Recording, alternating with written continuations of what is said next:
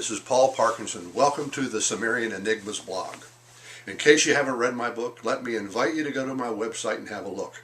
The book is called The Sumerian Enigma, and my website is called SumerianEnigma.com, all lowercase. You can go there by clicking on the link below this video. You can order the book by clicking on any of the download tabs, or you can go directly to Amazon or Barnes & Noble and type in my book's name, The Sumerian Enigma. My book will pop up first. Now let me remind everybody how this blog works. It's all based on your questions. And I've grouped them into 7 categories, 7 basic categories. They are facts, the past, the present, politics, religion, technology, and cigars. In the last blog I announced that new category, cigars, and that seems to have caught a few of you by surprise, but without getting into particulars, cigars do play a part in the book. By the way, we now have 22 questions about cigars, but that's still a long way before we'll do a blog on it. Now on to this month's question. It's about the past or maybe technology. I've had a hard time trying to put them into one or the other, and so I've sort of grouped them. I think maybe some of the interest or confusion stem from a statement I made on last month's blog on how important and mysterious it was that the Sumerians knew about our entire solar system.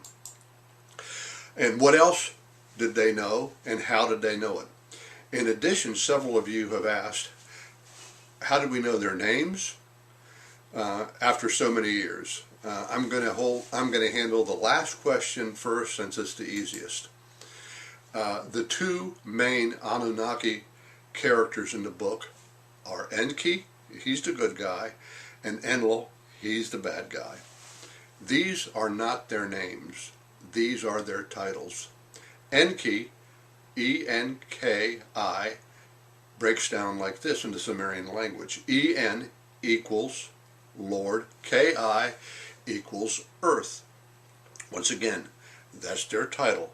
That's his title, not his name, Lord of the Earth. His name could be Billy, it could be Rumpelstiltskin, we simply do not know. Enlil, E-N, once again, equals Lord, L-I-L equals storm or wind. In other words, he's the Lord of the storm or the Lord of the wind. Sitchin translates Enlil as Lord of the command. Once again, this is a title, not a name. Now on to the first group of questions that consist of, why is it so important that the Sumerians knew about our solar system? And since the beginning of time, we, mankind, have been looking up at the sky as hard as we possibly could.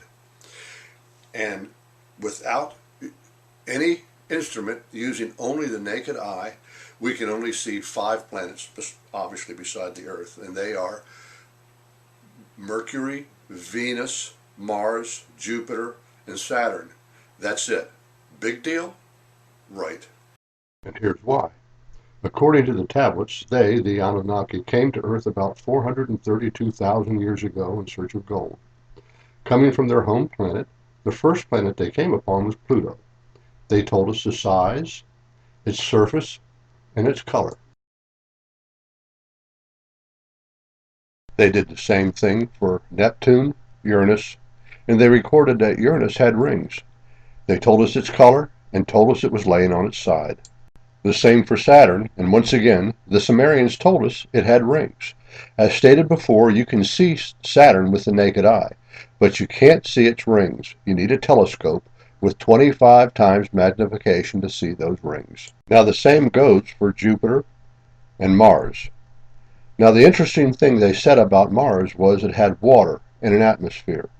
Although the atmosphere was weak, it would make a great way station, which it became. Now remember, these events took place about 440,000 years ago. They also mentioned that about 155,000 years ago that both Earth and Mars went through a tail of a comet. I think that's when Mars started losing its atmosphere, and there's an interesting story about how the face on Mars got there, but that's for another blog. Now to put a point on this, the color of the planets, the fact that Uranus is tilted on its side and had rings, all these are facts we did not know until the end of the 20th century. So how in the world would the Sumerians know this 6,000 years ago? The answer is simple. The Sumerians told us that the gods, or the Anunnaki, told them. Now onto the harder stuff. First, I need to get some basic information down about what a myth is. First, an event happens and it becomes news. Then it becomes a story. Then it becomes legend. And finally, it's a myth. Now, the thing that separates those four categories is time. Years, decades, centuries, millennia.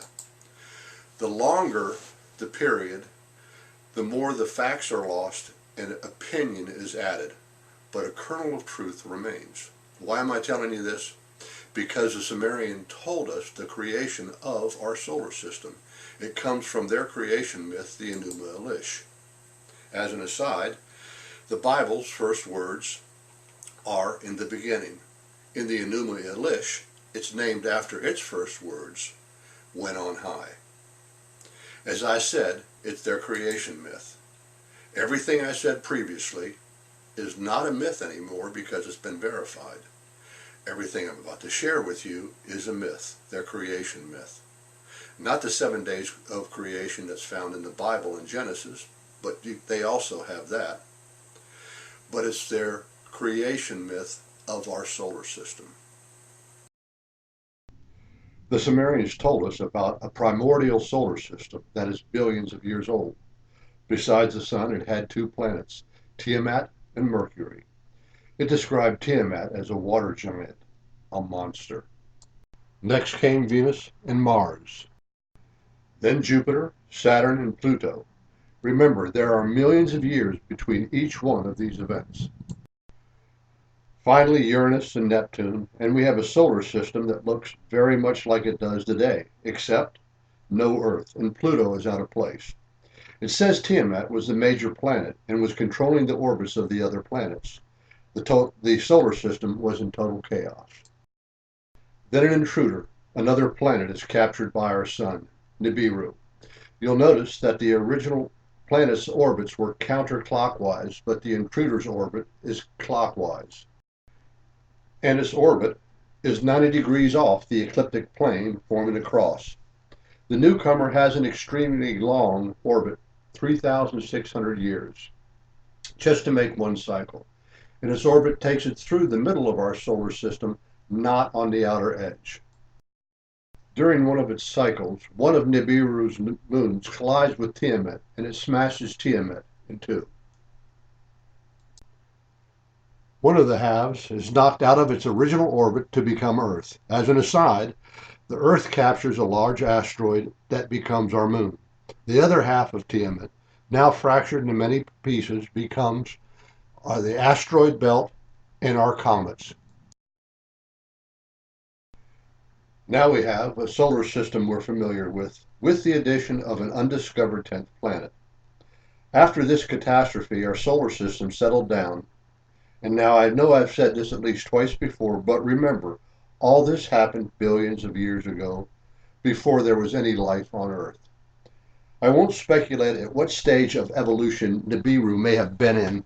It may have had some sort of bacterial life. We just don't know. So there you have it. Part of what the Sumerians told us can be confirmed as fact. The others will remain in the myth category. If you're interested in a different point of view about how our solar system was created, you might want to research Richard C. Hoagland. And by the way, he disagrees with the Sumerian myth also. Now those of you who haven't read my book, The Sumerian Enigma, it only dips briefly into the past, but it seems that's where the majority of the questions are coming from. It deals with the present and it asks the question, if the Anunnaki were here in the past, are some of them still here? And if so, what are they doing? Anyway, that's it for this blog. If you have any questions about my book, please go to my website, SumerianEnigma.com, It's linked below on this video, and drop me a line. Anyhow, keep those cards and letters coming, and I'll see you next month.